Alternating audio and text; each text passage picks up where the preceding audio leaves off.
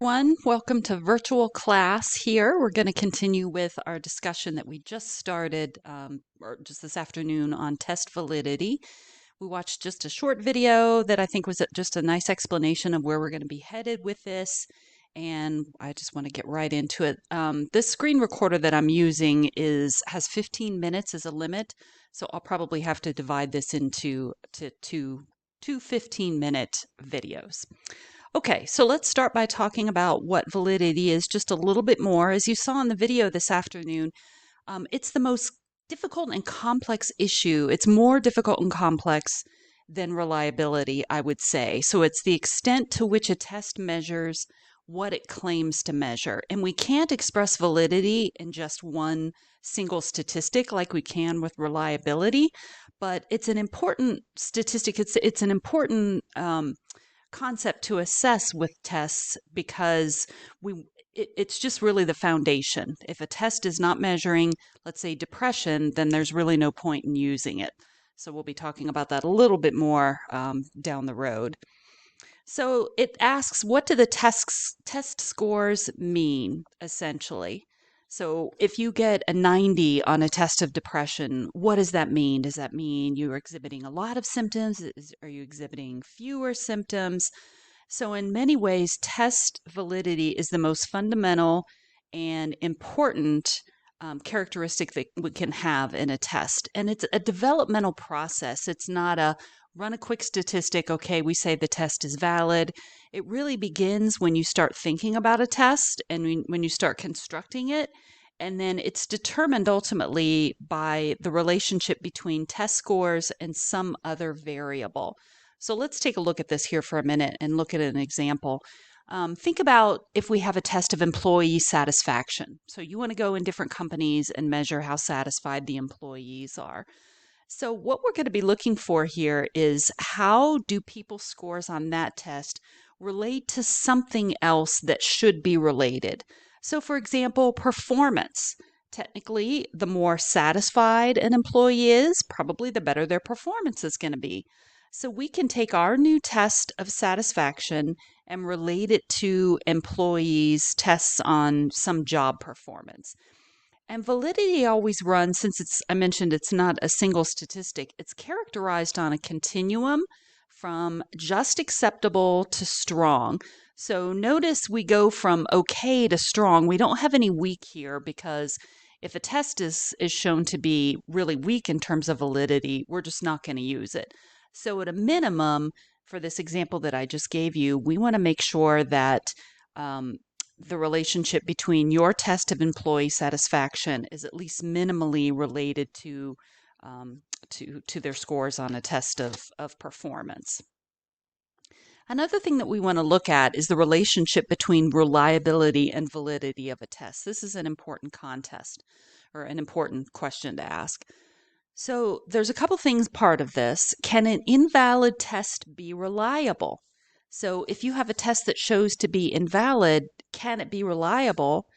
And then to switch it up, can an unreliable test be valid?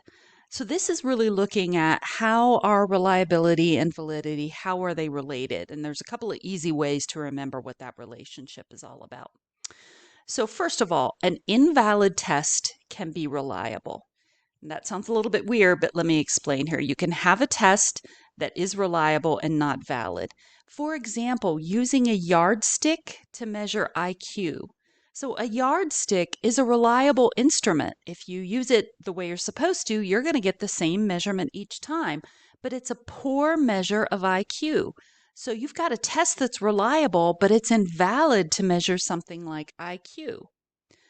But an unreliable test can never be valid. And the way to remember this is if you can remember this saying, so think about it in terms of people. If it's unreliable, it's good for nothing. So if a test is not reliable, it's never going to be valid. So ultimately, reliability is a necessary but not sufficient. It's not a sufficient condition for validity. So if it's unreliable, it's never going to be valid. And what this amounts to, we're doing like a little bit of Socratic reasoning here. All valid tests are going to be reliable because remember, if it's not reliable, it can't be valid. but a reliable test may or may not be valid. Just like the example that I gave you with using a yardstick to measure IQ. So that's a reliable test, but it's not going to be valid for that purpose. Reliability sets the limits on validity. So a test is not going to be able to be more valid than it is reliable. And we actually have a statistical formula to figure this out. It's going to work.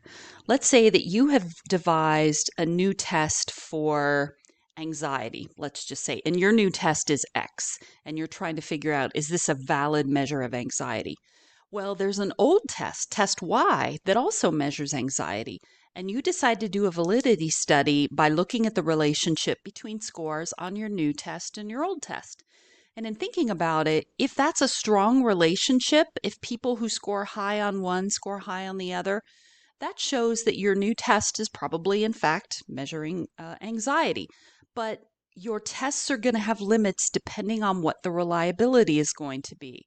So the maximum validity that your new test X can have, so that's what this is, the maximum validity of your new test is going to be the square root of the reliability of the old test times the new test. So I'm not going to test you on this formula. You don't have to memorize it. I just wanted to show it to you because the whole point of it is that your test can never be more valid than the reliability. The reliability has to be strong, or your validity is not going to be able to be strong. That's really the central point of that.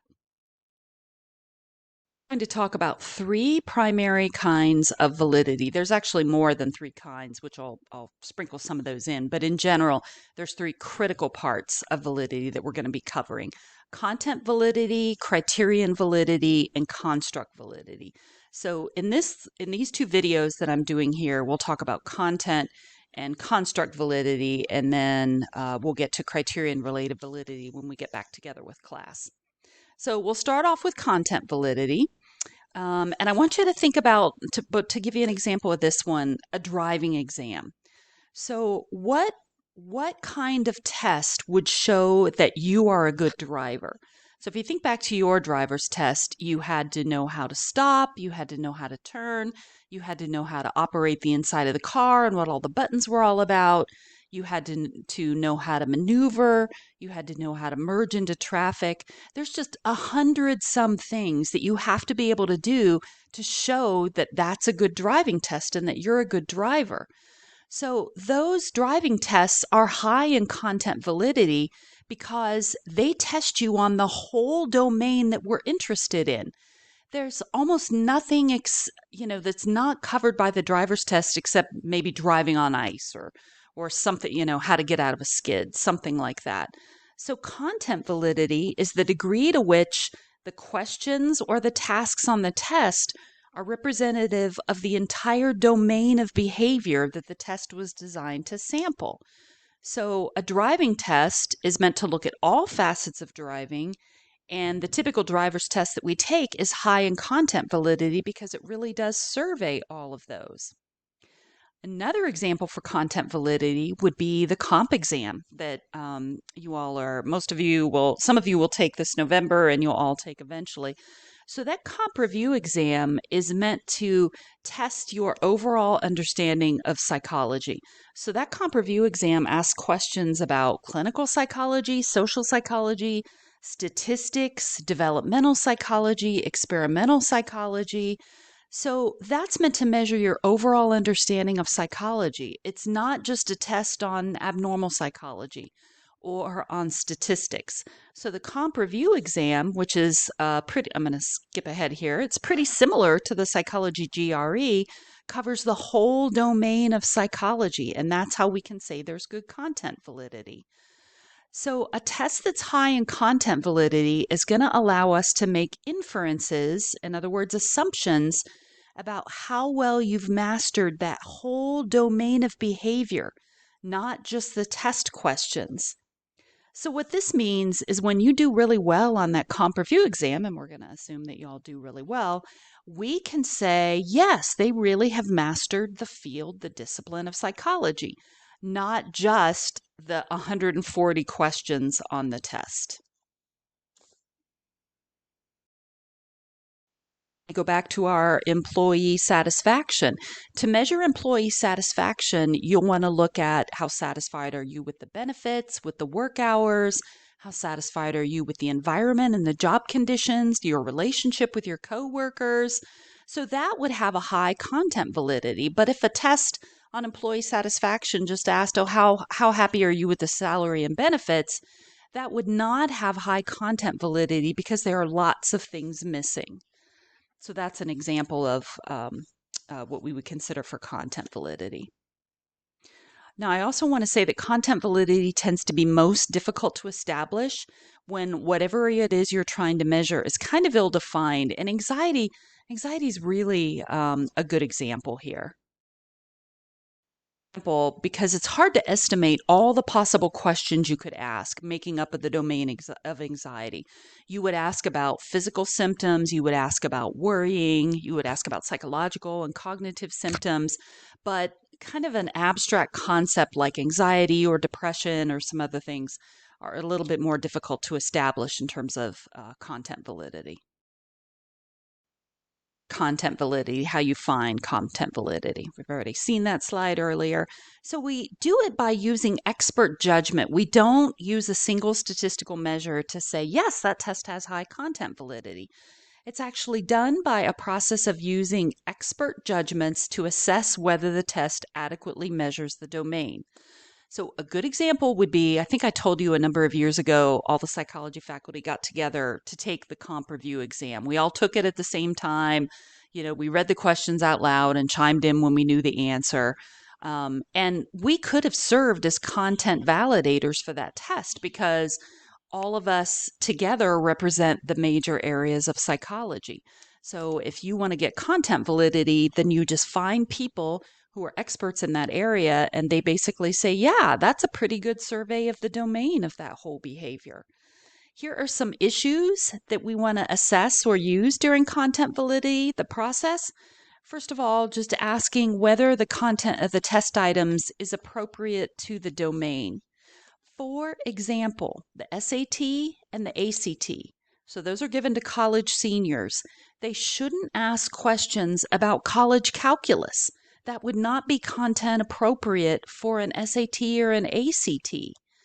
Or if I come up with a new test asking about career interests, like one of those career vocational interest inventories, it's okay to ask about what kinds of activities do you like to do? What don't you like to do?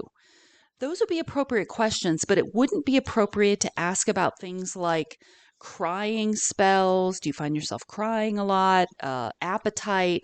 Those are mental health kind of symptoms that you wouldn't want to ask on a career interest inventory. Okay, a second process you want to ask is the form of the question appropriate?